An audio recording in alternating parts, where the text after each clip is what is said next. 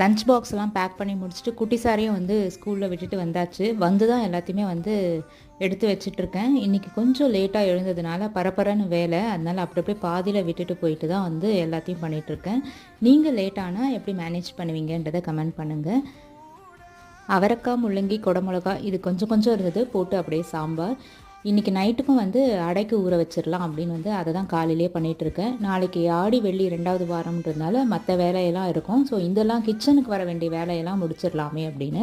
தோசை மாவு 2-3 கரண்டி இருக்குது. அந்த பருப்பை மட்டும் அரைச்சிட்டு அதோடு சேர்த்துருவேன். முளை கட்டி வைக்கிறதுக்காக பயரையும் ஊற வச்சுருக்கேன். இந்த அளவுக்கு தண்ணி இருந்தால் சூப்பராக ஊறிடும். அதுக்கப்புறம் ஹாலில் க்ளீனிங் ஒர்க் எல்லாமே வந்து முடிச்சிட்டேன். எல்லாத்துக்கும் வந்து தண்ணியும் வந்து சேஞ்ச் பண்ணி வச்சுட்டேன். சூப்பராக வந்து வளர்ந்துட்டு வருது எல்லாம்.